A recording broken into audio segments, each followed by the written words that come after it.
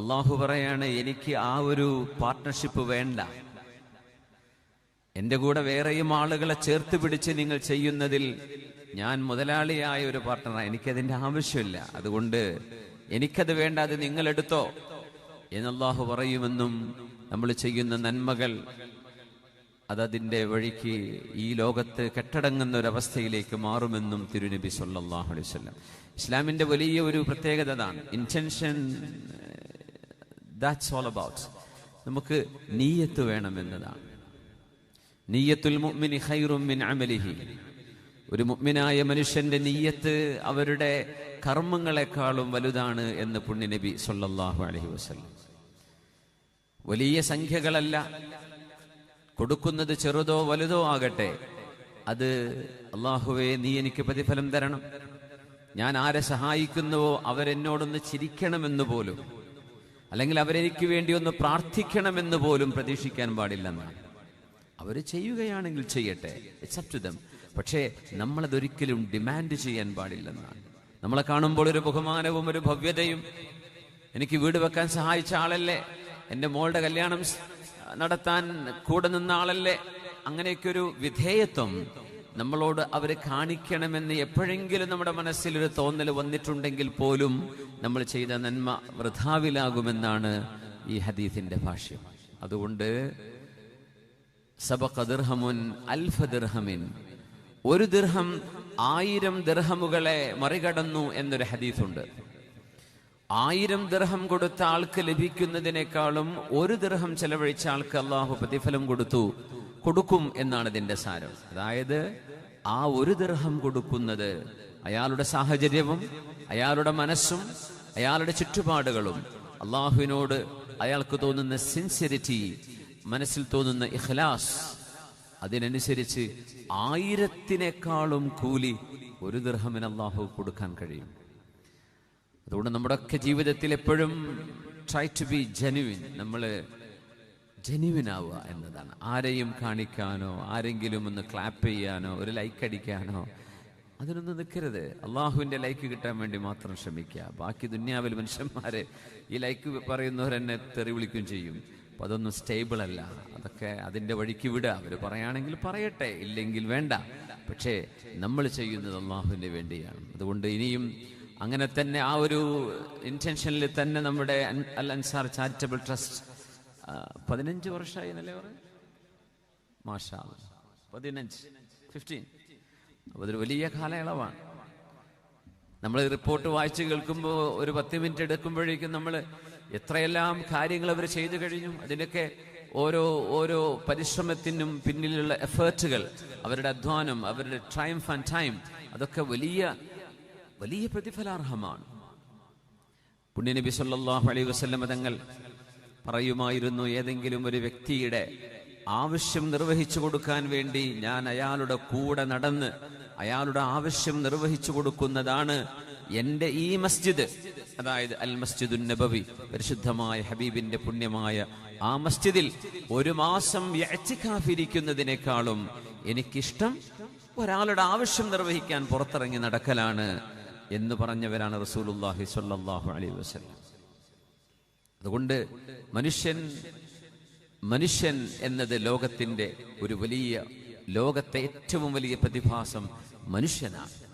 വലഖദ് കറംന ബനി ആദം, definitely we have honoured human beings. മനുഷ്യരെ അല്ലാഹു ബഹുമാനിച്ചിരിക്കുകയാണ്. Man is a centre of the creation. അതുകൊണ്ട് മനുഷ്യർക്ക് വേണ്ടിയാണ് ഖലഖ ലക്കും മാ ഫിൽ അർദി ജമീഅ, everything on earth created for you.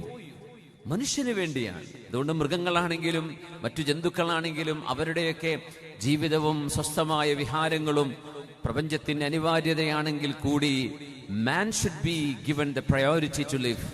അതുകൊണ്ട് മനുഷ്യന് ഉപദ്രവമുള്ള ഉപദ്രവകാരികളെ തടഞ്ഞു നിർത്തുകയും മനുഷ്യന്റെ ജീവിതത്തിന് മുൻഗണന കൊടുക്കുകയും ചെയ്യണം എന്ന് പറഞ്ഞ പ്രത്യയശാസ്ത്രമാണ് വിശുദ്ധ ഇസ്ലാമിൻ്റെത്. കടുവയും പുലിയും കരടിയും ഒക്കെ മനുഷ്യനെ കടിച്ചു തിന്നുമ്പോൾ കാടുകൾക്കും മൃഗങ്ങൾക്കും ഒക്കെ അതിൻ്റെതായ സ്വാതന്ത്ര്യവും അവകാശങ്ങളും ഒക്കെ ഉണ്ടെന്ന് പറയുമ്പോഴും വിശുദ്ധ ഇസ്ലാം മുൻഗണന നൽകേണ്ടത് മനുഷ്യന്റെ സേഫ്റ്റിക്കാണ് എന്ന് പറയുന്ന മതമാണ്. മനുഷ്യനാണ് പ്രപഞ്ചത്തിന്റെ സെന്റർ. പ്രപഞ്ചം നിർമ്മിക്കപ്പെട്ടതുപോലും ഇതൊരു വലിയ മഹാപുസ്തകമാണ്. ഈ പുസ്തകം എന്നത് ഈ തെങ്ങും മരങ്ങളും മണലും ചെടികളും മണ്ണും കല്ലുകളും സസ്യലതാദികളും പാറ്റകളും പറവുകളും മേലോട്ട് നോക്കിയാൽ അറ്റമില്ലാതെ കാണുന്ന താരസമൂഹങ്ങളും, ഇതെല്ലാം അള്ളാഹുവിന്റെ സൃഷ്ടിപ്പ് എന്തിന് എന്ന് ചോദിച്ചാൽ കുന്തു കൻസൻ മഖ്ഫിയൻ ഫഅഹ്ബബ്തു അൻ ഉറഫ്. I was a treasure unknown, then I wanted to be known. അള്ളാഹു അറിയപ്പെടാതെ കിടക്കുന്ന ഒരു നിധിയായിരുന്നു, അറിയപ്പെടണം എന്ന് ഞാൻ ആഗ്രഹിച്ചു. ഫഖലഖതുൽ ഖലായിഖ്, so I created the creation. പ്രപഞ്ചം മുഴുവനും ഞാൻ ഉണ്ടാക്കിയത്, സൃഷ്ടിപ്പ് മുഴുവൻ നടത്തിയത് അള്ളാഹുവിനെ അറിയപ്പെടാൻ വേണ്ടിയാണ്. ആ അറിയപ്പെടുക എന്ന് പറഞ്ഞ ആ ഒരു സംഭവം നടക്കുന്നത് മനുഷ്യന്റെ ബ്രെയിനിലൂടെയാണ്. അതുകൊണ്ടാണ് തലച്ചോറുള്ള മനുഷ്യനെ അള്ളാഹു ഭൂമിയിൽ അള്ളാഹുവിന്റെ എമിസറിയായി, ഖലീഫയായി നിയമിച്ചത് എന്ന് വിശുദ്ധമായ ഖുർആൻ. അള്ളാഹു നമ്മൾ അനുഗ്രഹിക്കട്ടെ. അള്ളാഹു റബ്ബുൽ ഇസ്സത്ത് അന്തസ്സിലും അഭിമാനത്തിലും അള്ളാഹു ഉദ്ദേശിക്കുന്ന രീതിയിലും പടച്ചതമ്പുരാന്റെ വിധിവിലകൾക്ക് വിധേയമായി ജീവിക്കാൻ അള്ളാഹു നമുക്ക് തൗഫീക്ക് നൽകട്ടെ. ആമീൻ യാ റബ്ബൽ ആലമീൻ. സ്വഹീഹ് മുസ്ലിമിൽ ഒരു ഹദീസ് ഇങ്ങനെ കാണാൻ കഴിയും. ബൈനമാ റജുലുൻ ബിഫലാത്തിൻ മിനൽ അർദ്, ഒരു മനുഷ്യൻ മരുഭൂമിയിലൂടെ നടന്നുപോയിക്കൊണ്ടിരിക്കുകയാണ്. അബൂ ഹുറൈറ റളിയല്ലാഹു അൻഹു പുണ്യ നബിയിൽ നിന്ന് നേരിട്ട് കേട്ട ഒരു ഹദീസ് ഇമാം മുസ്ലിം തങ്ങൾ റിവായത്ത് ചെയ്തത്, സ്വഹീഹ് മുസ്ലിമിൽ റിവായത്ത് ചെയ്യപ്പെട്ട ഹദീസ്, വളരെ പ്രബലമായ സൗണ്ട് ആൻഡ് സ്ട്രോങ് ഹദീസ്. ഒരു മനുഷ്യന്റെ അനുഭവം നബി തങ്ങൾ വിവരിക്കുകയാണ്. ഫസമിഅ സൗതൻ ഫീ സഹാബ, ഒരു മേഘം. സഹാബത്ത് എന്ന് പറഞ്ഞാൽ മേഘമാണ്. സ്വഹാബ എന്ന് പറഞ്ഞാൽ നബി തങ്ങളുടെ കമ്പാനിയൻസ്. സ്വഹാബികൾ എന്ന് പറയാറില്ലേ, അത് സ്വാദാണ് സ്വഹാബ്. സ എന്ന് പറഞ്ഞു പോയാൽ മേഘമായി മാറും. സഹാബ എന്ന് പറയുന്നത് മേഘമാണ്. മേഘം മഴ പെയ്യാനായി താഴെ ഭൂമിയോടടുത്ത് നിൽക്കുന്ന ഒരു സമയം,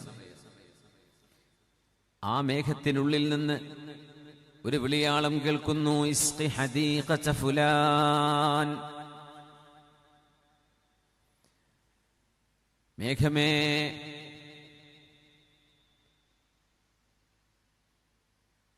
ഒരു തോട്ടത്തിൽ പണിയെടുക്കുന്ന കർഷകനായ ഒരു മനുഷ്യൻ അയാളുടെ പേര് വിളിച്ചു പറഞ്ഞു. ആ മേഘത്തിനുള്ളിൽ അല്ലാഹുവിന്റെ മാലാഖ.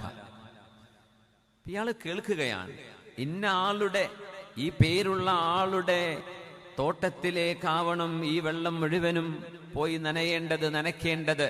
ഈ വെള്ളം വേറെ എങ്ങോട്ടും ഡ്രെയിനായി പോവരുത്. ഈ വെള്ളം ആ മനുഷ്യന്റെ തോട്ടത്തിലേക്ക് പോകണം എന്ന് വിളിച്ചു പറയുകയാണ്. ഫതനഹാ ദാലിക السحاب فأفرغ ماءه في حرة. ചരൽക്കല്ലുകൾ, കറുകറുത്ത കല്ലുകൾ നിറഞ്ഞ മരുഭൂമിയിൽ ആ മഴ പെയ്തു. فإذا شرجة من تلك الشراج, വെള്ളമൊഴുകുന്ന നീർച്ചാലുകൾ പോലെയുള്ള ഒരു ചാലിലൂടെ ആ മരുഭൂമിയിൽ പെയ്ത കല്ലുകൾക്ക് മീതെ പെയ്ത മഴവെള്ളം ചാലിട്ട് ഒഴുകാൻ തുടങ്ങി. ആ വെള്ളം എത്തിച്ചേരുന്നിടത്തേക്ക് ഞാനും കൂടെ നടന്നു. ആ മനുഷ്യൻ കൂടെ പോയി. നോക്കുമ്പോൾ അത് എത്തിച്ചേരുന്നത് ഒരുപാട് മീറ്ററുകൾക്കപ്പുറം താഴെ താഴ്വരയിലുള്ള ഒരു പാവമായ മനുഷ്യന്റെ, കർഷകന്റെ തോട്ടത്തിലേക്കാണ്, അയാളുടെ കൃഷിയിടത്തിലേക്കാണ്. മരുഭൂമി വളരെ അത്ഭുതമുള്ള ഒരു ജിയോഗ്രഫിയാണ്. കുന്നുകളും മലകളും കാണുമ്പോൾ വളരെ ഡ്രൈ ആയിട്ട് കാണുന്ന മരുഭൂമി, അതിൻ്റെ ഇടക്ക് കാണും കുറച്ച് ഈത്തപ്പനകൾ, കുറച്ച് പച്ചപ്പ് കാണും. വളരെ ഡ്രൈ ആയിട്ട് വർഷങ്ങളായി മഴ പെയ്തിട്ടില്ലാത്ത ആ മലകളിൽ പോലും, പാറമലകളിൽ പോലും, നമുക്കൊക്കെ നമ്മുടെ നാടുകളിൽ പച്ചപ്പ് നിറഞ്ഞ മലകളാണ്, മണ്ണ് കാണാറില്ല മലകളുടെ. പക്ഷേ നമുക്ക് മിനിമം മിഡിൽ ഈസ്റ്റിലെ, ഗൾഫ് നാടുകളിലൊക്കെ ഉള്ള പാറമലകളാണ്. അതിലും കാണാം കുറച്ച് പച്ചപ്പുള്ള ചെറിയ ചെടികളൊക്കെ അതിൻ്റെ ഇടയിലും പാറയുടെ വിടവിലുമൊക്കെ. എവിടെ നിന്നാണ് അതിന് ആ ഒരു വെള്ളം കിട്ടുന്നത് എന്ന് അത്ഭുതമാണ്. മരുഭൂമിയിലെ പച്ചപ്പ് വലിയൊരു അത്ഭുതമാണ്. അണ്ടർഗ്രൗണ്ട് വാട്ടറുകൾ ഉണ്ട് അവിടെ. ഭൂഗർഭ ജലമുണ്ട് ചിലയിടങ്ങളിൽ, കുടിക്കാൻ അത്ര ടേസ്റ്റ് ഇല്ലെങ്കിലും ശുദ്ധജലം കിട്ടുന്ന ഇടങ്ങൾ മരുഭൂമിയുടെ ഓരോരോ ഇടങ്ങളിൽ അതിന്റെ മൂലകളിലും താഴ്വരകളിലുമൊക്കെയായി അള്ളാഹു സംവിധാനിച്ചത് കാണാൻ കഴിയും. അങ്ങനെ ഒരു കൃഷിത്തോട്ടത്തിലേക്ക് ഈ വെള്ളം ഒഴുകിയെത്തുകയാണ്.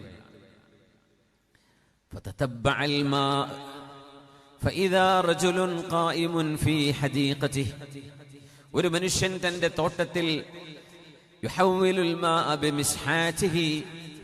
വെള്ളം തന്റെ കൃഷിയിടങ്ങളിലേക്ക് ഒഴുകി വരാൻ വേണ്ടി കൈക്കോട്ട് പോലെയുള്ളൊരു സാധനം എടുത്തുകൊണ്ട് അയാൾ വെള്ളം തെളിച്ചുകൊണ്ടിരിക്കുന്നു തന്റെ തോട്ടത്തിലൂടെ കടന്നു പോകാൻ. അയാളോട് ചോദിച്ചു, യാ അബ്ദല്ലാഹി മാ ഇസ്മുക്, അല്ലാഹുവിന്റെ ദാസനെ നിങ്ങളുടെ പേരെന്താണ്? അയാൾ പേര് പറഞ്ഞു. പേര് പറഞ്ഞപ്പോൾ ഏതൊരു പേരാണോ മേഘത്തിൽ നിന്ന് വിളിച്ചു പറഞ്ഞു കേട്ടത്, അതേ പേര് തന്നെ. ചോദിച്ചു, ഫമാ തസ്നഉ ഫീഹാ,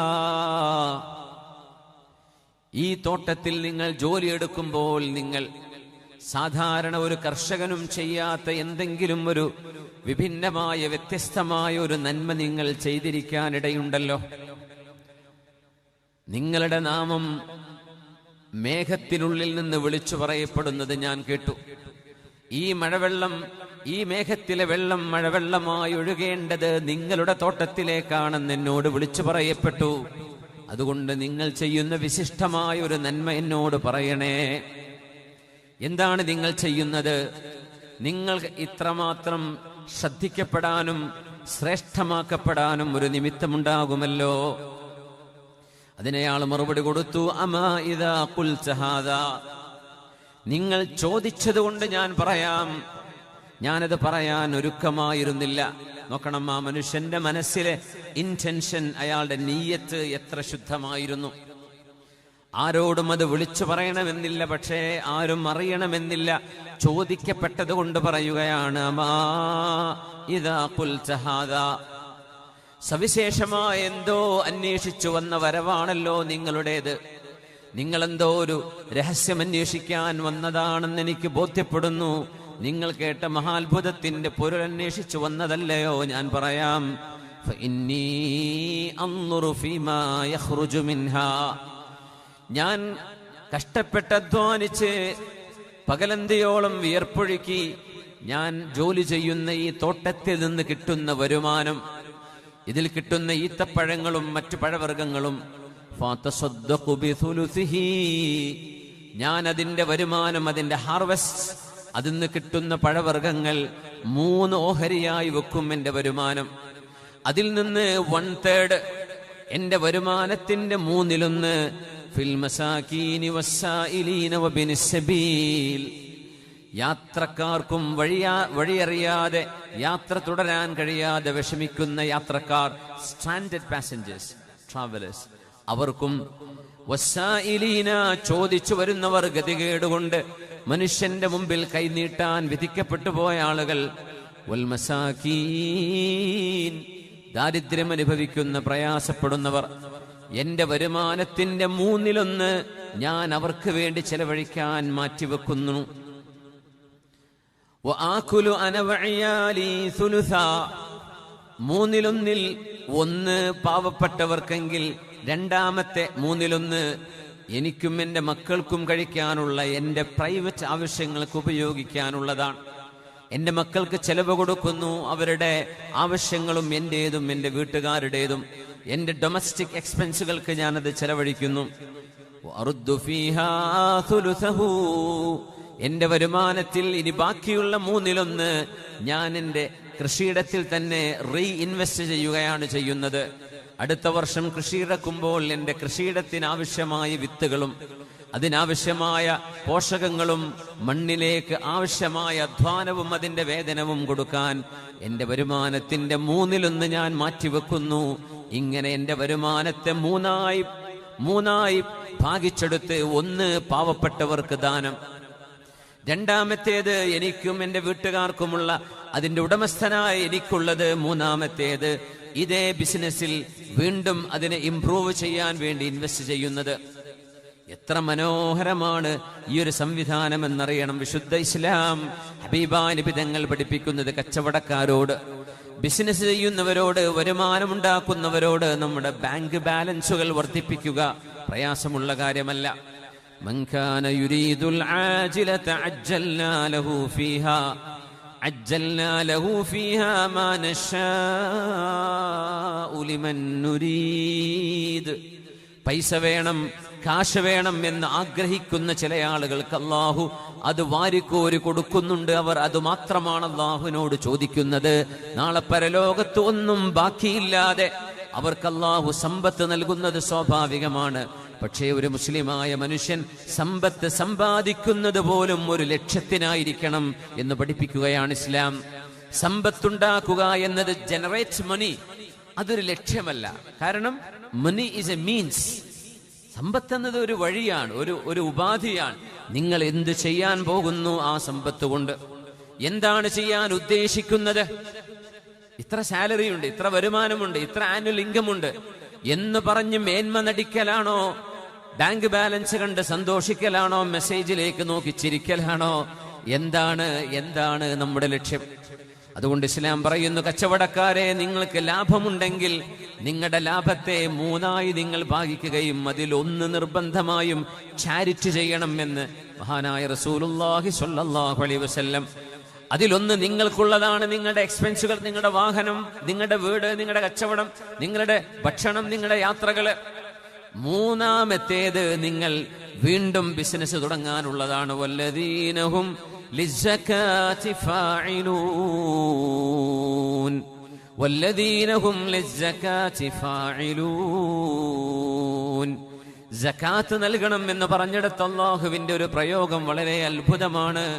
വല്ലദീനഹും, സത്യവിശ്വാസികളിൽ അല്ലാഹു ഇഷ്ടപ്പെടുന്നവർ ഇവരാണ്. ആര്? ലിസ്സകാത്തി, സകാത്തിന് വേണ്ടി, ഫാഇലൂൻ, സകാത്ത് കൊടുക്കുന്നവരാണ് എന്ന് അർത്ഥം അതുണ്ട്. എന്നാൽ അങ്ങനെ പറയുകയാണെങ്കിൽ ലിസ്സകാത്തി മുഅദ്ദൂൻ എന്നാണ് പറയാ. വല്ലദീനഹും ലിസ്സകാത്തി ഫാഇലൂൻ, സകാത്ത് കൊടുക്കാൻ വേണ്ടി അവര് അധ്വാനിക്കുന്നവരാണ്, ബിസിനസ് ചെയ്യുന്നവരാണ് എന്നൊരാശയം അതിന് പണ്ഡിതന്മാർ കണ്ടെത്തുന്നുണ്ട്. അതായത് ചില കച്ചവടക്കാരെങ്കിലും എനിക്കിനി മതി, ബിസിനസ് ഞാൻ നിർത്തുകയാണ്, എനിക്ക് അത്യാവശ്യം വരുമാനമായി കഴിഞ്ഞു എന്ന് പറഞ്ഞ് കച്ചവടം നിർത്തിവെക്കരുത്. കാരണം കച്ചവടങ്ങൾക്ക് തൗഫീഖ് ഉണ്ടാകുന്ന ആളുകൾ വളരെ കുറവാണ്. കച്ചവടത്തിന്റെ ഒരു തൗഫീഖ് അല്ലാഹു നൽകുന്നതാണ്. കച്ചവടക്കാര് മനസ്സിലാക്കണം, നിങ്ങളുടെ അധ്വാനം കൊണ്ട് നിങ്ങൾക്ക് മെച്ചമുണ്ടായി എന്ന് പറയുമ്പോൾ ഒരു വാക്കുകൂടെ അതിനോട് ചേർത്ത് പറയാൻ മറക്കല്ലേ. വതൗഫീഖ് റബ്ബി, എന്റെ അധ്വാനമുണ്ടായി എന്നത് ശരിയാണ്, പക്ഷേ എന്റെ അധ്വാനത്തിന്റെ കൂടെ അല്ലാഹുവിന്റെ തൗഫീഖ് കിട്ടിയില്ലായിരുന്നുവെങ്കിൽ എന്റെ കച്ചവടം മുന്നോട്ട് പോകില്ലായിരുന്നു. വലിയ വലിയ ബിസിനസ്സുകാർ, വലിയ വലിയ മൾട്ടി മില്യനേഴ്സ് നാട്ടിലൊക്കെ ഉണ്ടല്ലോ. ഞങ്ങളുടെ അധ്വാനമാണ്, കഷ്ടപ്പെട്ടതാണ്, കഷ്ടപ്പെട്ട് ഉണ്ടാക്കിയതാണ് എന്നവർ പറയുകയാണെങ്കിൽ നമുക്കതിന്റെ കൂടെ ചോദിക്കാനുണ്ട്. നിങ്ങളെപ്പോലെ ലോഞ്ചിൽ കയറി, വഞ്ചിയിൽ കയറി, ബോട്ടിൽ കയറി, മരം കൊണ്ടുണ്ടാക്കിയ വഞ്ചിയിൽ കയറി കടലിൽ ഇറങ്ങി നീന്തി അക്കരെപ്പറ്റി ഗൾഫ് കണ്ട അന്ന് പോയ എത്രയോ മനുഷ്യന്മാർ നിങ്ങളുടെ കൂടെ, നിങ്ങളോളം നിങ്ങളെക്കാളും അധ്വാനിച്ചവരുണ്ടായിരുന്നല്ലോ. അവരൊക്കെ ഇപ്പൊ എവിടെ? അവരെവിടെ? നിങ്ങളുടെ അധ്വാനം ഒന്ന് മാത്രമാണ് വിജയത്തിന്റെ കാരണമെങ്കിൽ ആ അധ്വാനിച്ചവർക്കും കിട്ടണ്ടേ ഇതുപോലെ? കിട്ടിയിട്ടില്ലല്ലോ. അതുകൊണ്ടാണ് അധ്വാനം മാത്രമല്ല, മൻ കാന യുരീദുൽ ആജിലത അജ്ജൽനാ ലഹു ഫീഹാ മാ നശാഉ ലിമൻ നുരീദ്. അല്ലാഹു ഉദ്ദേശിക്കുന്നവർക്ക് റബ്ബ് കൊടുക്കുന്ന ഒരു തൗഫീഖ് കൊണ്ടോ ഒരു സപ്പോർട്ട് കൊണ്ടോ മാത്രമാണ് വിജയിക്കാൻ കഴിയുന്നത്. നല്ല സ്റ്റാഫ് വേണം, നല്ല അഡ്മിനിസ്ട്രേഷൻ വേണം, നല്ല മാനേജ്മെന്റ് വേണം, അതിനപ്പുറം കസ്റ്റമർ സാറ്റിസ്ഫാക്ഷൻ വേണം. ഇവിടെയൊക്കെ പടച്ചവന്റെ ഇടപെടലുണ്ട്. തടസ്സങ്ങൾ നീങ്ങിപ്പോകണം. മുമ്പോട്ടുള്ള യാത്രകൾക്ക് പറ്റിയ സംവിധാനങ്ങൾ ഒരുങ്ങിക്കിട്ടണം. ഇത് മനുഷ്യന്റെ കഴിവിൽപ്പെട്ടതല്ല ഇത് മുഴുവനും. ഒരിക്കലുമല്ല. അതുകൊണ്ട് അല്ലാഹു ആർക്കെങ്കിലും കച്ചവടത്തിന് തൗഫീഖ് നൽകിയിട്ടുണ്ടെങ്കിൽ ഇനി കച്ചവടം മതി എന്ന് പറഞ്ഞ് നിർത്തിവെക്കരുത്. നിങ്ങൾ സകാത്ത് കൊടുക്കാൻ വേണ്ടിയെങ്കിലും കച്ചവടം തുടരണം എന്നാണ് വിശുദ്ധ ഇസ്ലാം പറയാം. കാരണം നിങ്ങളെപ്പോലെ സക്സസ്ഫുൾ ബിസിനസ് ചെയ്യാൻ പറ്റുന്നവരുണ്ടായിരിക്കണമെന്നില്ല. എത്രയോ കുടുംബങ്ങൾക്ക് നിങ്ങൾ കൊടുക്കുന്ന സാലറി ആ കുടുംബങ്ങളുടെ അന്നമാണ്, അവർക്കുള്ള ആശ്വാസമാണ്. അതുകൊണ്ട് ഞാൻ നിർത്തിവെക്കട്ടെ എന്ന് പറയല്ലേ. നിങ്ങൾ കച്ചവടം മുന്നോട്ട് കൊണ്ടുപോകണം, വീണ്ടും ഇൻവെസ്റ്റ്മെന്റ് ചെയ്യണം. എന്തിനെന്നറിയോ? എങ്കിലല്ലേ നിങ്ങൾക്ക് കൂടുതൽ സകാത്ത് കൊടുക്കാൻ കഴിയുകയുള്ളൂ. അതുകൊണ്ടാണ് വല്ലദീനഹും ലിസ്സകാത്തി ഫാഇലൂൻ, സകാത്ത് കൊടുക്കാൻ വേണ്ടി അധ്വാനിക്കുന്നവരാണ് സത്യവിശ്വാസികൾ എന്ന് പറയുമ്പോൾ സത്യസന്ധരായ കച്ചവടക്കാരെ പ്രോത്സാഹിപ്പിക്കുക കൂടിയാണ് ഖുർആൻ ചെയ്യുന്നത്. അതുകൊണ്ട് കച്ചവടത്തിലോ സമ്പത്തിലോ ബറക്കത്ത് വേണമെങ്കിൽ മിനിമം എന്ന് പറയല്ല, 1/3 എന്ന് നബി തങ്ങൾ പഠിപ്പിച്ചു.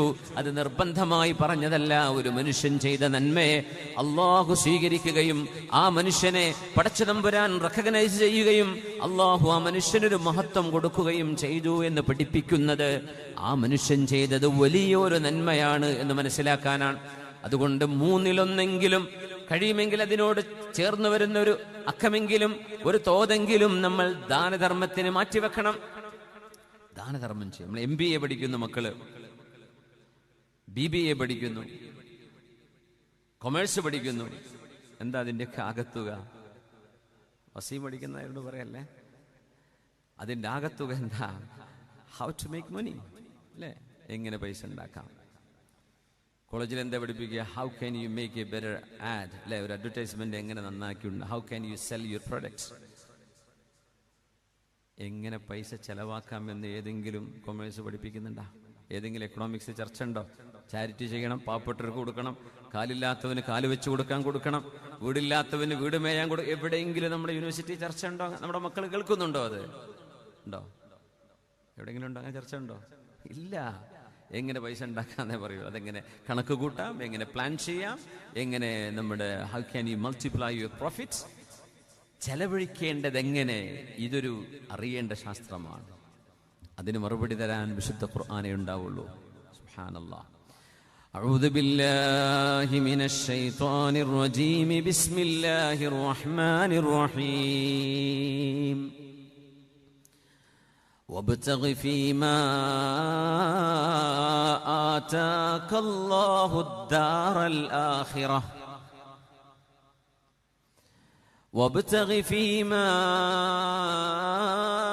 آتاك الله الدار الآخرة ولا تنس نصيبك من الدنيا وأحسن كما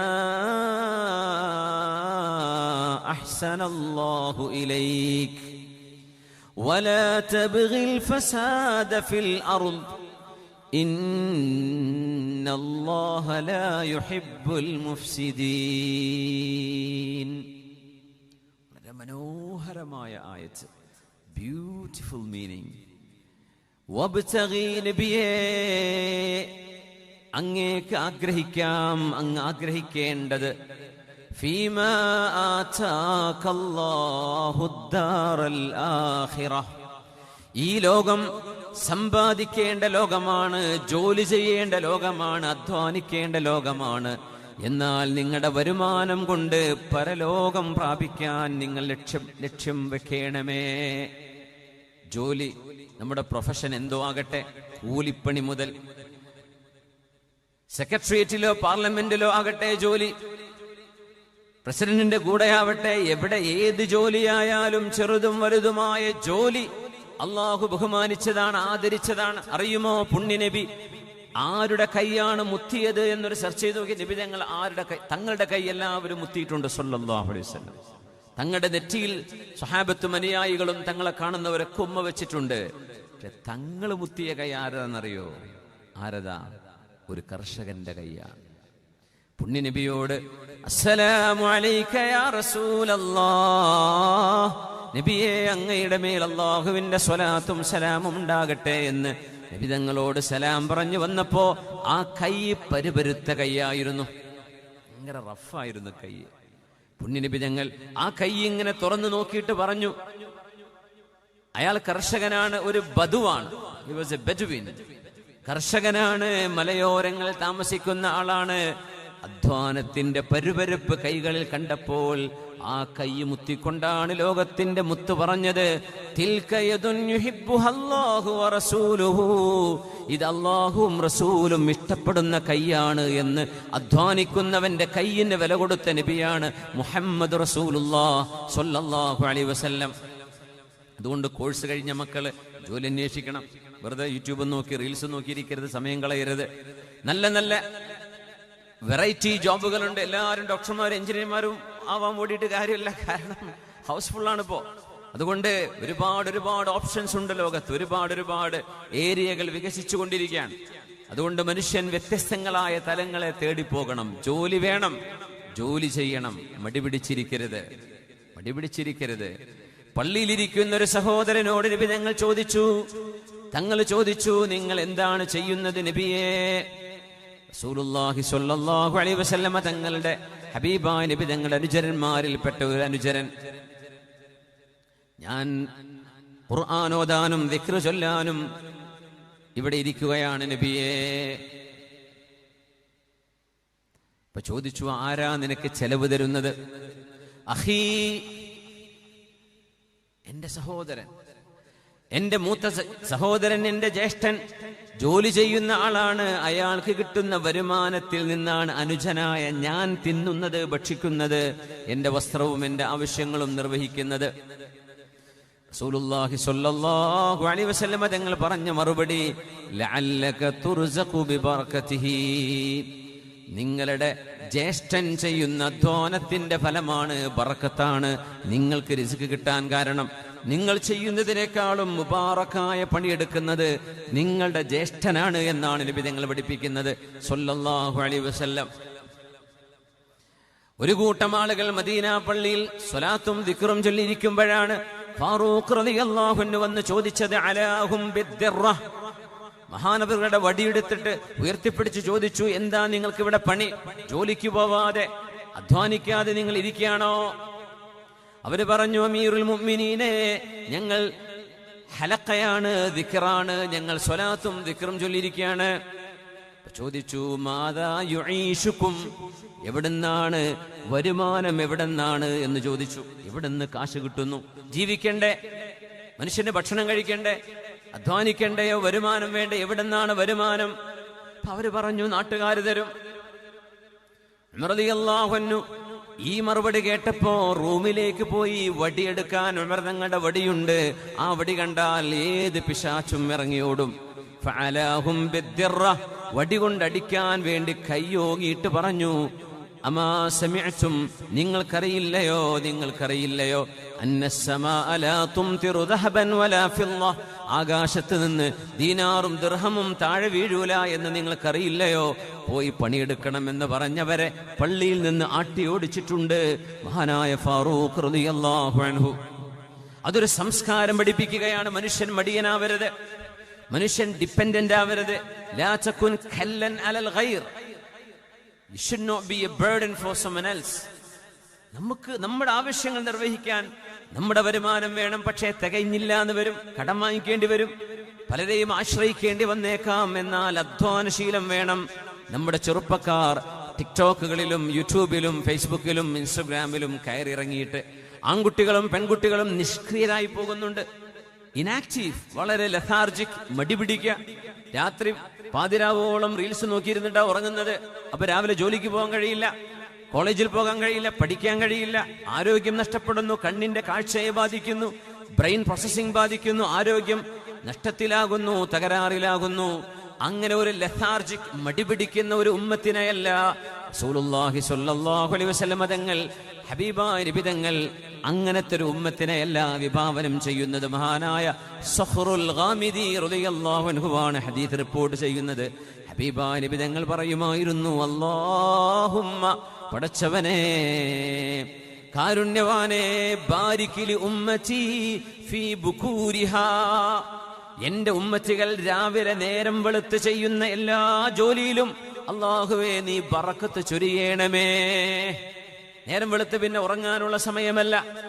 നേരം വെളുത്ത് പിന്നെ അധ്വാനിക്കേണ്ട നേരമാണ്. ജോലിക്ക് പോകാനും സ്കൂളിലും കോളേജിലും ഷോപ്പുകൾക്കും ഫാക്ടറികൾക്കും ഓഫീസുകളിലേക്കും മനുഷ്യൻ പുറപ്പെടുന്ന നേരമാണ്. രാവിലെ ചെയ്യുന്ന പണികൾക്ക്, രാവിലെ അവർ ചെയ്യുന്ന യാത്രകൾക്ക്, രാവിലെ തുടങ്ങുന്ന കച്ചവടങ്ങൾക്ക്, രാവിലെ തുറക്കുന്ന ഷോപ്പുകൾക്ക് അല്ലാഹുവേ നീ ബറക്കത്ത് ചെയ്യണേ എന്ന് ദുആ ചെയ്തത് നമ്മുടെ നേതാവാണ്. അല്ലാഹുവിന്റെ ഖൈറുൽ ഖൽഖാണ് മുഹമ്മദ് റസൂലുള്ളാഹ് സ്വല്ലല്ലാഹു അലൈഹി വസല്ലം. 10 മണിക്ക് തുറക്കുന്ന ഷോപ്പും 6 മണിക്ക് തുറക്കുന്ന ഷോപ്പിലും വ്യത്യാസം ഉണ്ടാവും. കച്ചവടം ചിലപ്പോൾ അവിടെ കൂടുതലുണ്ടെന്ന് തോന്നും, അതിനപ്പുറം ഫൈനും കിട്ടുന്നുണ്ടാവും. ഇവിടെ ഈ സാധുവായ മനുഷ്യന് രാവിലെ മുതൽ സുബഹി നിസ്കാരം കഴിഞ്ഞ് തുടങ്ങുന്ന ഒരു ഷോപ്പിൽ കിട്ടുന്ന ബറക്കത്തും ഐശ്വര്യവും വേറെയാണ്. സഹറുൽ ഗാമിദിയെ സംബന്ധിച്ച് പറയാറുണ്ട്, റളിയല്ലാഹു അൻഹു കച്ചവടക്കാരനായിരുന്നു. ഒരുപാട് ലാഭമുണ്ടാക്കി, ഒരുപാട് ലാഭമുള്ള കച്ചവടം ചെയ്തു. അതിന് കാരണം പറഞ്ഞത് എന്റെ റസൂല് പറഞ്ഞ ഈ ഒരു രാവിലെ പുറപ്പെടുക എന്ന ആ ഒരു ദൗത്യം, ആ ഒരു ചിന്തയിൽ ഞാൻ രാവിലെ കച്ചവടം തുടങ്ങുന്ന ആളാണ്. രാവിലെ കച്ചവടം തുടങ്ങിയപ്പോ എനിക്ക് ബറക്കത്തുണ്ടായി. ആലോചിച്ച് രാവിലെ കിടന്നുറങ്ങിയാൽ ഒന്ന് സൂര്യോദയം, ആ രാവിലത്തെ ഒരു വൈബുണ്ട്. ചെറുപ്പക്കാരെ അതൊരു വല്ലാത്ത വൈബാ. നിങ്ങൾ പല വൈബും അറിയുന്നുണ്ടാവും. രാവിലെ കിടന്നുറങ്ങുന്നവർക്ക് ഈ രാവിലെ മോർണിംഗ് വൈബ്, ആകാശത്തിന് കാണുന്ന ഒരു മനോഹരമായൊരു അള്ളാഹു വെക്കുന്നൊരു പെയിന്റിംഗ് ഉണ്ട് ആകാശത്ത്. അത് കാണുമ്പോൾ മനസ്സിന് കിട്ടുന്നൊരു കുളിർമയുണ്ട്. അത് സൺസെറ്റ് സമയത്തുണ്ട്. രാവിലെ ഒരു ശാന്തമായൊരു നേരത്ത്, മനോഹരമായ സൂര്യോദയം നടന്നുകൊണ്ടിരിക്കുന്ന ഒരു നേരത്ത് കിട്ടുന്ന ഒരു പോസിറ്റീവ് എനർജി, അത് ഭയങ്കരമാണ്. നമ്മൾ വൈറ്റമിൻ ഡി കിട്ടുന്നു മാത്രമല്ല, മനസ്സിന് ഭയങ്കരമായ എന്റർടൈനിങ് ആണ് ആ കാഴ്ചകൾ. നോക്കണം, അള്ളാഹു മനുഷ്യന്റെ കണ്ണുകൾക്ക് പ്രദോഷത്തിലും പ്രഭാതത്തിലും, morning and in the desk, രണ്ടിലും നമ്മുടെ കണ്ണുകൾക്ക് മനോഹരമായ കാഴ്ച നൽകുന്നു. എന്തിന്? രാത്രി ഇരുട്ടിലേക്ക് പോവുകയാണ്. അതുകൊണ്ട് ആ വൈകുന്നേര സമയത്തെ വെളിച്ചം, ആ ഒരു പ്രഭയും ചമന്ന മേഘങ്ങളിൽ റിഫ്ലക്റ്റ് ചെയ്യുന്ന ആ ഒരു വെളിച്ചത്തിന്റെ അടയാളങ്ങളുമൊക്കെ കണ്ട് മനസ്സിങ്ങനെ കുളിർത്തുകൊണ്ട് തസ്ബീഹ് ചൊല്ലി സുബ്ഹാനല്ലാഹി വബിഹംദിഹി സുബ്ഹാനല്ലാഹിൽ അദീം. അല്ലാഹുവേ നീ എത്ര മഹോന്നതനാണ് റബ്ബേ. സുബ്ഹാനല്ലാഹ് വബിഹംദിഹി, ഐ താങ്ക് യു അല്ലാഹ്. പടച്ചവനെ നിനക്ക് ഞാൻ നന്ദി ചെയ്യുന്നു റബ്ബേ. അതാണ് അൽഹംദുലില്ലാഹ്. സുബ്ഹാനല്ലാഹ്, Allah is exalted, Allah is above and beyond. അല്ലാഹു നമ്മുടെ പെർസെപ്ഷൻ അതീതനാണ്. അല്ലാഹു നമ്മൾ ചിന്തിക്കുന്ന എല്ലാ അതിർവരമ്പുകൾക്കും അപ്പുറത്താണ്. അല്ലാഹു ജല്ല ജലാലു ഒരു ന്യൂനതയും ഇല്ലാത്തവനാണ്. He is the perfect, no one else. അല്ലാഹു മാത്രമേ പെർഫെക്റ്റ് ഉള്ളൂ. ഇതൊക്കെയാ സുബ്ഹാന എന്ന വാക്കിന്റെ അർത്ഥം. ആകാശത്തേക്ക് നോക്കി രാവിലെയും വൈകുന്നേരവും പുണ്യനബി തങ്ങൾ ചൊല്ലാൻ പറഞ്ഞ ആകാശം നോക്കൽ സുന്നത്തായിട്ടല്ല, പക്ഷെ രാവിലെയും വൈകുന്നേരവും ചൊല്ലൽ സുന്നത്തുള്ള ദിക്റാണത്. കലിമതാനി ഹബീബതാനി ഇലർ റഹ്മാൻ, ഹബീബതാനി ഇലർ റഹ്മാൻ, ثقيلتان في الميزان خفيفتان على اللسان سبحان الله وبحمده سبحان الله العظيم. ഒരുപാട് കർമ്മങ്ങൾ ചെയ്ത് നിങ്ങളുടെ തുലാസ് കനം തൂക്കുന്ന അമലുകൾ നിങ്ങൾക്ക് ചെയ്യാൻ പ്രയാസമായിരിക്കാം. എന്നാൽ നാവുകൾക്ക് പറയാൻ വളരെ എളുപ്പമായ 2 വാക്കുകൾ ഞാൻ പറഞ്ഞു തരട്ടെയോ? നബി തങ്ങൾ ചോദിക്കുകയാണ്. ഇമാം ബുഖാരി റഹ്മത്തുള്ളാഹി അലൈഹി അവിടുത്തെ സ്വഹീഹിൽ അവസാനം കൊണ്ടുവന്ന ഹദീസ് ഇതാണ്. സ്വഹീഹുൽ ബുഖാരിയിൽ അവസാനത്തെ ഹദീസ് ഇതാണ്. കലിമതാൻ, 2 വചനങ്ങൾ. ഖഫീഫതാനി അലൽ ലിസാൻ, നാവുകൊണ്ട് പറയാൻ വളരെ എളുപ്പമുള്ളത്, ഒരു പ്രയാസമുള്ള അക്ഷരങ്ങളൊന്നും അതിലില്ല. ثقيلتان في الميزان, നമ്മുടെ നന്മതിന്മകൾ തൂക്കുന്ന തുലാസിൽ ഏറ്റവും ഘനമുള്ള ഭാരമുള്ള 2 കലിമത്തുകൾ. ഹബീബതാനി ഇലർ റഹ്മാൻ, കാരുണ്യവാനായ അല്ലാഹുവിന് അത്രമേൽ കേൾക്കാൻ ഇഷ്ടമുള്ള 2 വചനങ്ങളുണ്ട്, മറന്നു പോവല്ലേ. സുബ്ഹാനല്ലാഹി വബിഹംദിഹി സുബ്ഹാനല്ലാഹിൽ അദീം. ഒന്ന് ചൊല്ലി നോക്കൂ. സുബ്ഹാനല്ലാഹി വബിഹംദിഹി സുബ്ഹാനല്ലാഹിൽ അദീം, സുബ്ഹാനല്ലാഹി വബിഹംദിഹി സുബ്ഹാനല്ലാഹിൽ അദീം. ഈ 2 വചനങ്ങൾ നിങ്ങളുടെ തുലാസിൽ ഏറ്റവും കനം തൂങ്ങുന്നതാണ് എന്ന് പറഞ്ഞിട്ട് അവിടുന്ന് പഠിപ്പിക്കുകയാണ്. രാവിലെയും വൈകുന്നേരവും നിങ്ങളിത് ചൊല്ലേണമേ, നിങ്ങൾ ഓർക്കേണമേ അല്ലാഹുവിനെ. ഈ ദിക്റുകൾ ചൊല്ലണം. സുബ്ഹാനല്ലാഹി വബിഹംദിഹി സുബ്ഹാനല്ലാഹിൽ അദീം. ഞാൻ പറഞ്ഞു വരുന്നത്, രാവിലെ നേരത്തിന്റെ ഒരു പ്രഭാതത്തിന്റെ ഒരു വൈബ്, ആ ഒരു നേരത്തെ പക്ഷികളുടെയും സസ്യലതാദികളുടെയും ഒരു തെളിമയാർന്ന ഒരു അസ്തിത്വമുണ്ട്. പറവകൾ പറന്നുകൊണ്ടിരിക്കുന്നു. ജോലി അന്വേഷിച്ച് കൂടുകളിൽ നിന്ന് പറവകളൊന്നും രാവിലെ ഉറങ്ങുന്നില്ല. അതാണ് അത്ഭുതം. കന്നുകാലികളോ ഒന്നും രാവിലെ ഉറങ്ങുന്നില്ല. രാവിലെ ഉറങ്ങുന്ന ഒരൊറ്റ ജീവിയേ ഉള്ളൂ. അത് ഡോഗാണ്, നായാണ്. മുപ്പര് രാത്രിയൊക്കെ ഫുൾ ഡ്യൂട്ടിയിലായതുകൊണ്ട് പകലായ മുപ്പര് ഉറങ്ങുള്ളൂ. പക്ഷെ ബാക്കിയുള്ള ജീവജാല ഹുർമത്തുള്ള എല്ലാ ജീവികളും നേരത്തെ പോയി കിടന്നുറങ്ങുന്നു, പിന്നെ അതിരാവിലെ എഴുന്നേൽക്കുന്നു. നമുക്ക് ഇങ്ങനെ ഉറക്കൊഴിച്ചിരിക്കാൻ നിബിധങ്ങൾ തന്ന ഇളവ് 3 വിഷയങ്ങൾക്ക് മാത്രമാണ്. അതിലൊന്ന് ഇൽമ പഠിക്കാനാണ്. അതുകൊണ്ടാണ് ഞാൻ അതുമായി ബന്ധപ്പെട്ട ഒരു ചർച്ചയായതുകൊണ്ടാണ് നമ്മൾ ഈ ചർച്ചയിൽ ഇരിക്കുന്നത്, ഞാൻ ഇങ്ങോട്ട് വന്നത്, നമ്മളൊക്കെ ഒരുമിച്ചൂടെ ചെലവഴിക്കുന്നത് ഇൽമ കേൾക്കാനാണ്, അല്ലേ? രണ്ടാമത്തേത്, ഒരു ഭാര്യ തൻ്റെ ഭർത്താവിനോട്, ഭർത്താവിന് തൻ്റെ ഭാര്യയോട് സംസാരിച്ചിരിക്കാൻ ഇഷ കഴിഞ്ഞാലും സമയമെടുക്കാം, കുഴപ്പമില്ല. കാരണം പകലന്തിയോളം ജോലിയിലും അധ്വാനത്തിലും തിരക്കിലായിരിക്കും. അതുകൊണ്ട് ചലൗട്ട്. മൂന്നാമത്തേത്, ഏതെങ്കിലും കുടുംബങ്ങളോ സംഘടനകളോ വ്യക്തികളോ തമ്മിൽ കശപിശയോ പ്രശ്നങ്ങളോ ഉണ്ടെങ്കിൽ ആ പ്രശ്നങ്ങളെ സെറ്റിൽ ചെയ്യാൻ, പരിഹാരം നിർദ്ദേശിക്കാനുള്ള പരിഹാര ചർച്ചകൾക്ക് വേണ്ടി നിങ്ങൾക്ക് ഇഷ കഴിഞ്ഞാലും ഇരിക്കാൻ പറ്റുന്നതാണ്. അപ്പൊ നമ്മൾ ഈ പറഞ്ഞ ഈ 3-1 നമ്മൾ ചെയ്യുന്ന ഈ പണിയാണ്. അല്ലാത്തതൊക്കെ early to bed early to rise, നേരത്തെ പോയി കിടന്നുറങ്ങുക, നേരത്തെ എഴുന്നേൽക്കുക. അതാണ് ഒരു മുസ്ലിമിന്റെ ഹാബിറ്റ്. അങ്ങനെ ആവണം. തമാശ എന്തെന്ന് വെച്ചാൽ, നമ്മുടെ റോഡരികിലുള്ള സർവ്വ നൈറ്റ് റെസ്റ്റോറൻറ്റുകളും സജീവമാകുന്നത് നമ്മുടെ പിള്ളേർ അവിടെ വന്നിരിക്കുമ്പോഴാണ്, അല്ലേ?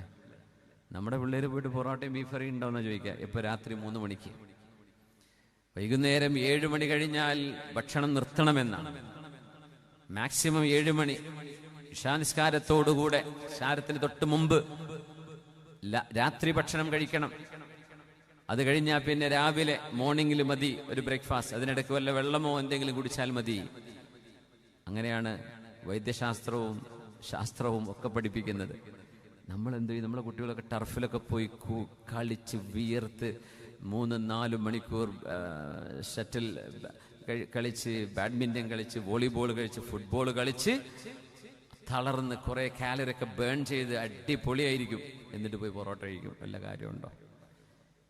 ആ ചെയ്ത മുഴുവൻ അധ്വാനം ബാത്തിലായില്ലേ? എന്നിട്ട് പോയി സുബഹിസ്കരിക്കാതെ കിടന്നുറങ്ങുകയും ചെയ്യും. അപ്പൊ നമ്മുടെ ഈ ഒരു ഡിസിപ്ലിൻ ഇല്ലാത്ത ജീവിതം, ഡിസിപ്ലിൻ വേണം ജീവിതത്തിൽ. ഇത് ഡോക്ടർമാർ പറയാൻ വേണ്ടി കാത്തിരിക്കരുത്. നമ്മുടെ ദീൻ അതാണ്. രാവിലത്തെ സുബഹി നിസ്കാരം കഴിഞ്ഞാൽ ഒരു ചെറിയ സ്നാക്ക്, ഉച്ചഭക്ഷണമാകുമ്പോൾ ലഞ്ച്, അസറാകുമ്പോൾ ഒരു സ്നാക്ക്, മഗ്രിബ് ഇശാഇന്റെ ഇടയിൽ ഡിന്നർ. നമ്മുടെ പ്രയർ ടൈമും നമ്മുടെ ഫുഡ് ടൈമിങ്ങും എത്ര കൃത്യമാണ്! വളരെ അതിന് നമ്മുടെ നിസ്കാരത്തിനനുസരിച്ച് നമ്മുടെ ഭക്ഷണത്തെ നമ്മൾ അലൈൻ ചെയ്തു കഴിഞ്ഞാൽ വളരെ ഹെൽത്തിയാണ്, വളരെ ഹെൽത്തിയാണ്. അതുകൊണ്ട് രാവിലെ ഇറങ്ങുന്ന ജോലി, രാവിലെ ഇറങ്ങി പുറപ്പെടുന്നത്, വീടുകളിൽ പെണ്ണുങ്ങളാണെങ്കിലും ആണുങ്ങളാണെങ്കിലും ഉറക്കൊഴിഞ്ഞ ആളുകൾക്ക് ശരി രാവിലെ ഉറക്കൊഴിക്കേണ്ടി വരും. അതുകൊണ്ടാണ് മനാമുക്കും ബിൽ ലൈലി വൻ നഹാർ, അള്ളാഹു നിങ്ങൾക്ക് രാത്രിയിലും പകലിലും ഉറക്ക് നൽകുന്നുണ്ടല്ലോ എന്ന് പറഞ്ഞിടത്ത് ബിൻ നഹാർ, പകലിൽ നൽകുന്ന ഉറക്ക് എന്നതിന് മുഫസ്സിരീങ്ങൾ കൊടുത്തത് രാത്രി അധ്വാനിക്കുന്ന പട്ടാളക്കാർ, പോലീസുകാർ, നഗരം കാക്കുന്നവർ, രാജ്യത്തിന്റെ സുരക്ഷയ്ക്ക് വേണ്ടി ഉറക്കമൊഴിക്കുന്നവർ, അവർക്ക് പകൽ കിടന്നുറങ്ങേണ്ടി വരും. അവരുടെ ഉറക്കത്തെയാണ് അള്ളാഹു മാനിച്ചത്. അത് നൈറ്റ് ഡ്യൂട്ടി ഉള്ളവരെ കുറിച്ചാണ്. അല്ലാതെ വെറുതെ അലസമായി കിടന്നുറങ്ങരുത് എന്ന് പറഞ്ഞാൽ നടക്കുമോ? അതൊക്കെ പെണ്ണുങ്ങളെ, സഹോദരങ്ങളെ, രാവിലത്തെ ഉറക്കിന്റെ ഒരു സുഖം അല്ലേ? കുട്ടികളൊക്കെ സ്കൂളിൽ പറഞ്ഞയച്ചിട്ടുണ്ട് പെണ്ണുങ്ങൾക്ക് മൂടി പുതച്ചൊന്ന് കിടക്കാൻ.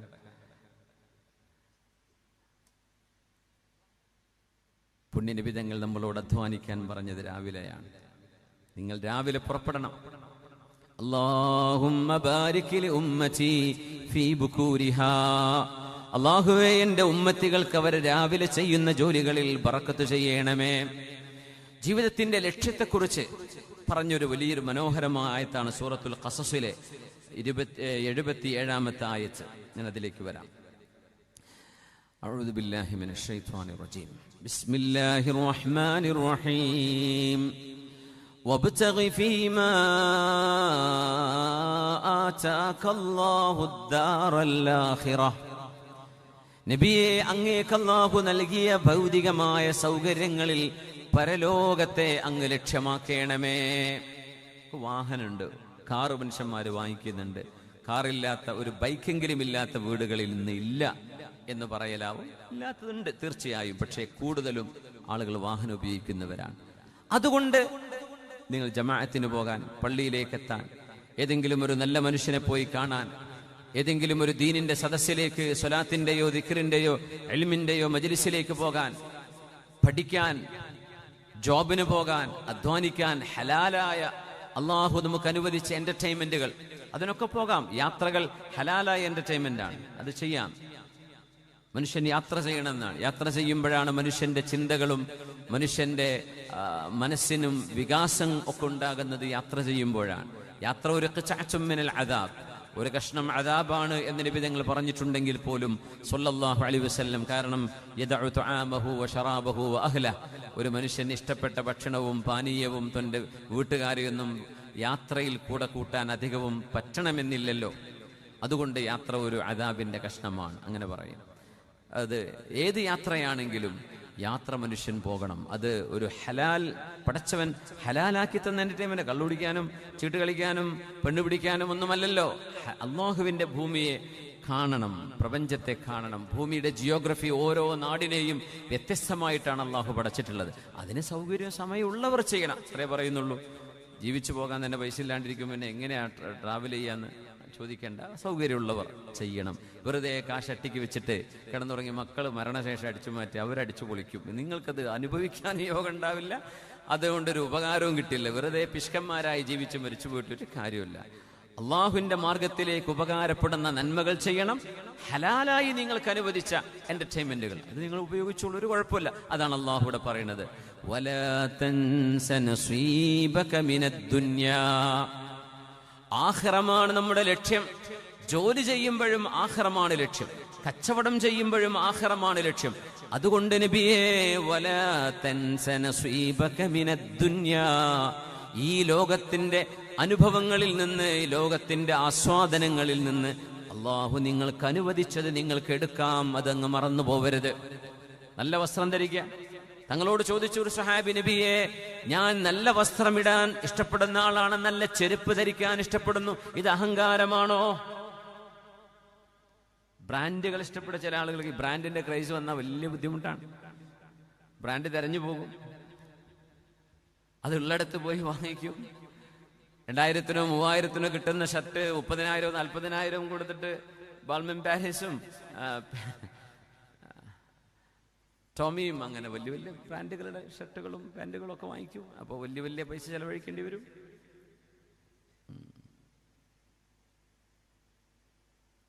ഒരു സഹാബി ചോദിക്കാൻ നബിയോട്, തങ്ങളെ, എനിക്ക് നല്ല വസ്ത്രം, നല്ല ചെരുപ്പ്, ഇന്നാണെങ്കിൽ നല്ല മൊബൈൽ, നല്ല വാച്ച്, നല്ല ബെൽറ്റ്, നല്ല ടൈ എന്നൊക്കെ അതിൻ്റെ കൂടെ പറയേണ്ടി വരും. അന്ന് അത് രണ്ടേ ഉള്ളൂ. അതുകൊണ്ട് നബിയെ, എനിക്ക് നല്ല വസ്ത്രവും നല്ല ചെരുപ്പൊക്കെ ഇടൽ ഭയങ്കര ഇഷ്ടമാണ്, അത് അഹങ്കാരമാണോ? അതിന് കിബിർ എന്ന് പറയൂ നബിയെ? നിങ്ങൾക്ക് എന്താ തോന്നുന്നത്? വല്ല കുഴപ്പമുണ്ടോ? അതുകൊണ്ട് ഉണ്ടോ? ഇല്ല. തങ്ങൾ പറഞ്ഞു, അഹങ്കാരം എന്ന് പറയുന്നത് സത്യത്തെ അംഗീകരിക്കാതിരിക്കല, ന്യായം അംഗീകരിക്കാതിരിക്കുക, തോന്നിയാസം ചെയ്യാൻ തൊട്ട് ന്യായീകരിക്കുക, അത് അഹങ്കാരമാണ്. ചെയ്തത് തെറ്റ് എന്ന് മനുഷ്യൻ അംഗീകരിക്കണം. ഒരു മനുഷ്യൻ നന്മയെ, ധർമ്മത്തെ, നീതിയെ സ്വീകരിക്കണം. അവിടെ അത് അംഗീകരിക്കാൻ വിമ്മിഷ്ടം കാണിക്കുന്നതും ജനങ്ങളെ സപ്രസ് ചെയ്യുക, ഗംതുന്നാസ്, ബതറുൽ ഹഖ് വ ഗംതുന്നാസ്, ന്യായവും സത്യവും അംഗീകരിക്കാതിരിക്കുകയും ജനങ്ങളെ ചെറുതായി കാണുകയും ചെയ്യുന്നത് അപകടമാണ്. അത് ഗുരുതരമായ തെറ്റാണ്. നിങ്ങളുടെ വസ്ത്രം നല്ലതായിക്കോട്ടെ, നല്ല വസ്ത്രവും നല്ല ചെരുപ്പും നിങ്ങൾ ധരിക്കുന്നതിന് ഒരു വിരോധവുമില്ല. നിങ്ങളുടെ മനസ്സിനുള്ളിൽ ഒരു അഹങ്കാരവും ഒരു ഒരു ഒരു സുപ്പീരിയർ ഫീലിംഗ്, ഒരു സെൽഫ് പ്രൈഡ്, അങ്ങനെയൊന്നും തോന്നാതിരുന്നാൽ മതി. ഞാൻ ഭയങ്കര ഉഷാറാണ്, ബാക്കിയുള്ളവരൊക്കെ മോശക്കാരാണ്, അങ്ങനെ തോന്നാതിരുന്നാൽ മതി. കുഴപ്പമില്ല. എന്നിട്ട് തങ്ങൾ പറഞ്ഞു, ഇന്നല്ലാഹ ജമീലുൻ യുഹിബ്ബുൽ ജമാൽ, അല്ലാഹു ഭംഗിയുള്ളവനാണ്. സുബ്ഹാനഹ്, അല്ലാഹുവിന്റെ ഭംഗി എങ്ങനെയാണെന്ന് പോലും നമുക്ക് ഡിഫൈൻ ചെയ്യാൻ കഴിയില്ല. ജമാലുൻ യലീഖു ബി ജമാലിഹി, അല്ലാഹു എങ്ങനെയാണോ അങ്ങനെ. അത് ഖിയാമത്ത് നാളിൽ സ്വർഗ്ഗലോകത്ത് വെച്ച് റബ്ബിനെ കണ്ടുമുട്ടുമ്പോഴേ അല്ലാഹു തആല എന്താണ് റബ്ബിന്റെ entity, what is the essence of Allah, ഇത് നമുക്കറിയണമെങ്കിൽ അവിടെ എത്തിയാലേ അറിയുള്ളൂ. അല്ലാഹു ഭംഗിയുള്ളവനാണ്.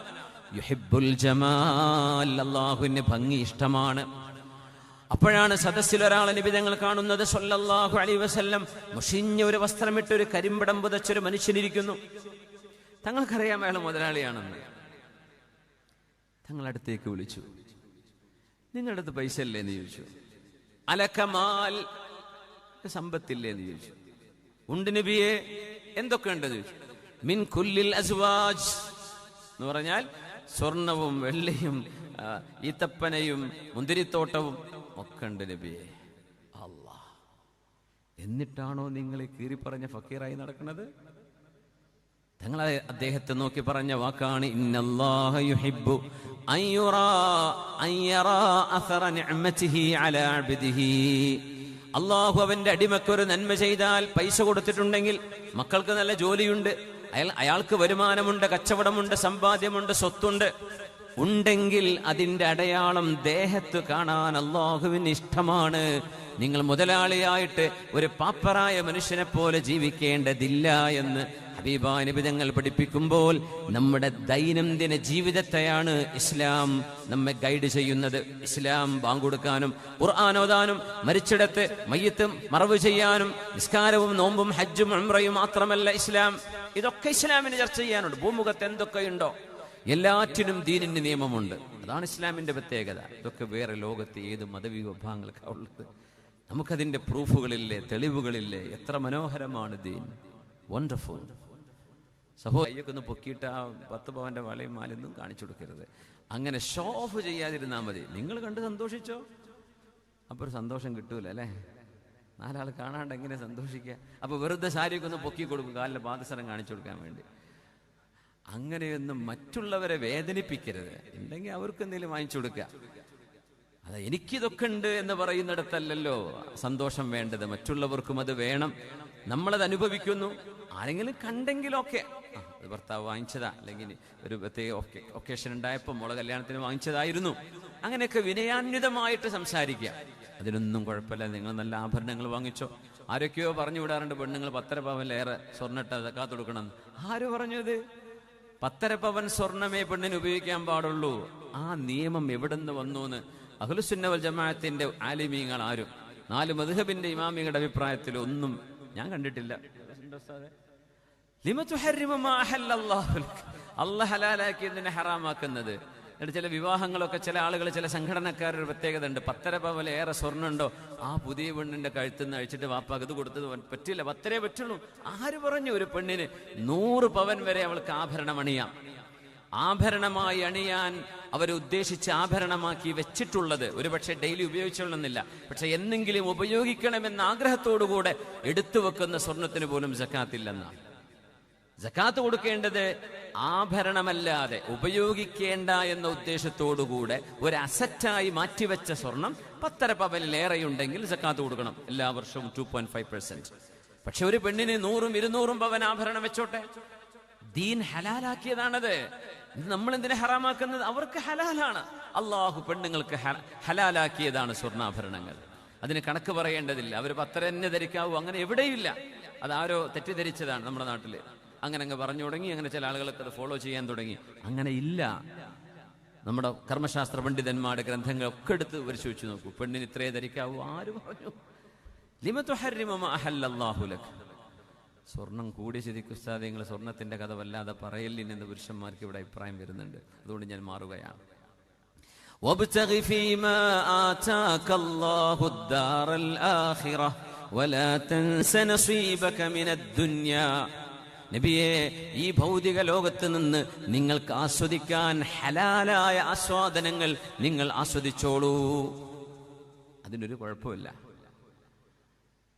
വലാ തൻസ നസീബക മിനദ് ദുനിയാ. ഭൗതികമായ ഏതെല്ലാം സൗകര്യങ്ങളുണ്ടോ ആ സൗകര്യങ്ങളിലൂടെ പരലോകമാണ് നിങ്ങൾ ലക്ഷ്യമാക്കേണ്ടത്. നിങ്ങളുടെ കയ്യിൽ 100 രൂപയുണ്ടോ, ഒരു 10 രൂപയെങ്കിലും അതിൽ നിന്ന് ദാനം ചെയ്യാൻ കഴിയണേ എന്നാണ് ആഗ്രഹിക്കേണ്ടത്. ആരുമറിയാതെ പാവപ്പെട്ടവർക്ക് പടച്ചതമ്പുരാനും നിങ്ങളും മാത്രം അറിയുന്ന ദാനം നിങ്ങൾക്കിടയിൽ വേണം, സ്വതക്ക വേണം. നിങ്ങളും പടച്ചവനും മാത്രം അറിയുന്ന ചില ദാനധർമ്മങ്ങൾ. സുഹൈൽ ഇബ്നു അംർ റളിയല്ലാഹു അൻഹു അല്ലാഹുവിന്റെ റസൂലിന്റെ വഫാത്തിനോടടുത്ത കാലഘട്ടങ്ങളിൽ മാത്രം ഇസ്ലാം സ്വീകരിക്കുകയും ഹുദൈബിയ സന്ധി അടക്കമുള്ള പ്രധാനപ്പെട്ട സംഭവ വികാസങ്ങളിലെല്ലാം ഇസ്ലാമിന്റെ ശത്രുവായി നിന്നിരുന്ന സ്വഹാബിയായി, അന്നത്തെ ശത്രുവായിരുന്നു സുഹൈൽ ഇബ്നു അംർ റളിയല്ലാഹു അൻഹു. അദ്ദേഹം ഇസ്ലാം സ്വീകരിച്ചു. പിന്നെ ഭയങ്കര സ്നേഹമായിരുന്നു നബി തങ്ങളെ, വല്ലാത്ത സ്നേഹമായിരുന്നു. ഹുദൈബിയ സന്ധിയിലൊക്കെ ബിസ്മില്ലാഹിർ റഹ്മാനിർ റഹീം മിൻ മുഹമ്മദിൻ റസൂലില്ലാഹി ഇലാ ഉളമാഇ ഖുറൈശ് എന്ന് പറഞ്ഞ ഹുദൈബിയ സന്ധി ആരംഭിക്കുമ്പോൾ ബിസ്മില്ലാഹിർ റഹ്മാനിർ റഹീം എന്നത് വെട്ടണം, ക്രോസ് ഇറ്റ് ഓഫ്. അത് പാടില്ല. ബിസ്മിക്കല്ലാഹുമ്മ മദി, റഹ്മാനും റഹീമുമായ പടച്ചവനെ ഞങ്ങൾക്കറിയില്ല, വെട്ടിക്കോളൂ അലിയെ, വെട്ടിക്കോളൂ എന്ന് നബി തങ്ങൾ. വെട്ടണോ നബിയെ? വെട്ടിക്കോളൂ അലിയെ. വേണോ നബിയെ? വെട്ടിക്കോളൂ അലിയെ, ഞാനല്ലേ പറയുന്നത്. മിൻ മുഹമ്മദ് ബിൻ അബ്ദില്ലാഹി, മുഹമ്മദ് ബിൻ അബ്ദ്, ഹാദാ മാ സ്വലഹ അലൈഹി മുഹമ്മദ് ബിൻ അബ്ദില്ലാഹി മഅ സുഹൈൽ ബിൻ അംർ, അബ്ദുള്ളയുടെ മകൻ മുഹമ്മദ് സല്ലല്ലാഹു അലൈഹി വസല്ലം. അങ്ങനെ പേര് വെച്ചാൽ മതി. റസൂലുള്ളാഹ് അള്ളാന്റെ ദൂതരാണ് എന്ന് ഒരിക്കലും പറയരുത്, ഇവിടെ എഴുതരുത് എന്ന് ശാഠ്യം പിടിച്ച ആളായിരുന്നു ഈ സുഹൈൽ ഇബ്നു അംർ എന്ന് പറഞ്ഞ മനുഷ്യൻ. ചിലരൊക്കെ അങ്ങനെയാണ്, ദീനിലേക്ക് ഇങ്ങോട്ട് വന്നാൽ മനസ്സങ്ങ് അടിമുടി മാറും. എത്രയൊക്കെ വർഗീയതയും വിഷം തുപ്പുന്ന വാക്കുകളും ചിന്തകളും കൊണ്ടു നടക്കുന്ന ആളുകൾ ആശയവും മൈൻഡും മാറിയിട്ട് നല്ല പച്ചയായ നല്ല മനുഷ്യരായി തിരിച്ചു വരുന്നില്ലേ? നമ്മുടെ കേരളത്തിന് എത്രയോ അനുഭവങ്ങളില്ലേ അങ്ങനെ?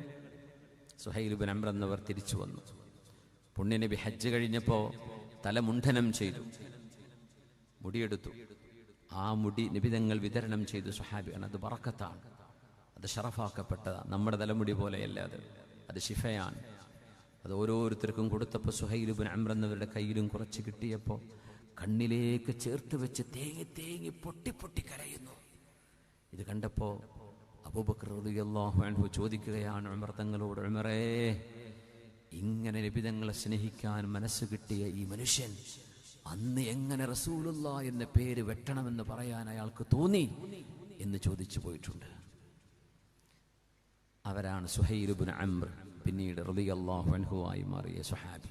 നമ്മൾ 3 സ്വലാത്ത് ചൊല്ലുക. സ്വല്ലു അലൻ നബി മുഹമ്മദിൻ വ ആലി, അല്ലാഹുമ്മ സ്വല്ലി അലാ സയ്യിദിനാ മുഹമ്മദിൻ വ അലാ ആലി സയ്യിദിനാ മുഹമ്മദിൻ വ ബാരിക് വ സല്ലിം അലൈഹി. ചൊല്ലിക്കോളൂ. അല്ലാഹുമ്മ സ്വല്ലി അലാ സയ്യിദിനാ മുഹമ്മദിൻ وعلى آل سيدنا محمد وبارك وسلم عليه. اللهم صل على سيدنا محمد وعلى آل سيدنا محمد وبارك وسلم عليه. بارك الله فيك.